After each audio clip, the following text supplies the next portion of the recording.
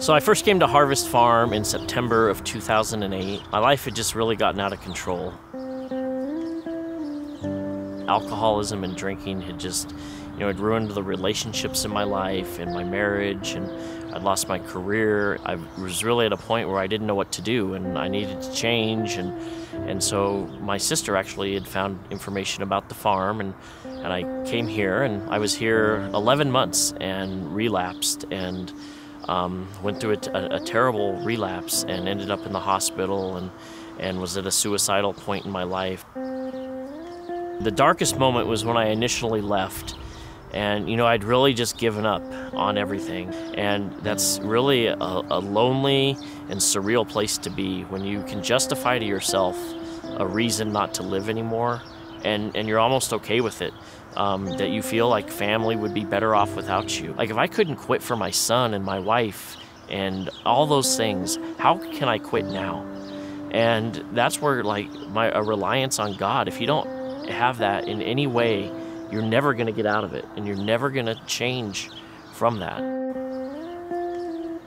After that, I kind of got back on track and went to school, and things were going well, and I reflected back a lot about how the farm, what didn't work, and why wasn't I successful and able to graduate, and why did I relapse? And I remember the first time I was here feeding goats, and just one of those kind of revelation moments, and God, kind of spoke to me and said, it's, okay, if you want it, but you're going to have to do the work.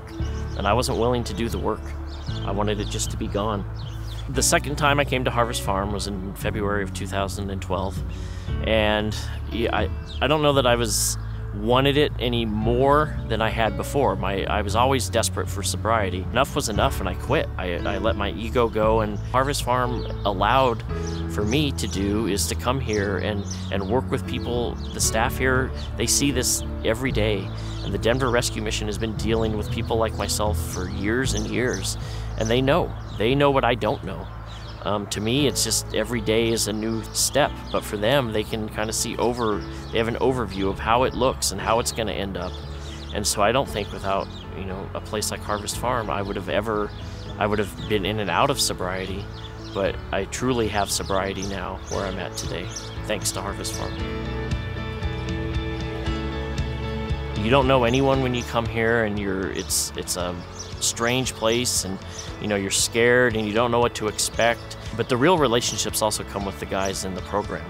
How you build a bond and a relationship with different guys, and I still have those friendships and relationships through both times that I've been here. And I think a lot of times through addiction you lose accountability, and you don't do what you say you're going to do, and you need to be held responsible and accountable to things. And I think that's key for anyone. Successes in any type of life, but especially in recovery. My life now it's great. I mean, it really is. There's a peace I have that I haven't known forever, and I'm able to manage my daily stresses without alcohol, and that's a great thing.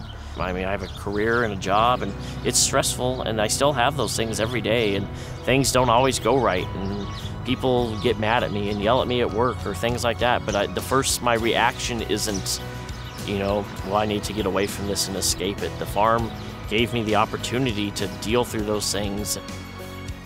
Well, I'm grateful to Denver Rescue Mission for obviously many reasons. Giving my life back to me, for giving me the opportunity to come somewhere where the grace and forgiveness is unbounding. There's never judgment. You can be who you are, and you check your past at the door. The people here and the staff at the Rescue Mission, whether it be downtown Denver, the Crossing, or Harvest Farm, are just great people who are dedicated to what they do and the success that they want to see in the people that come here.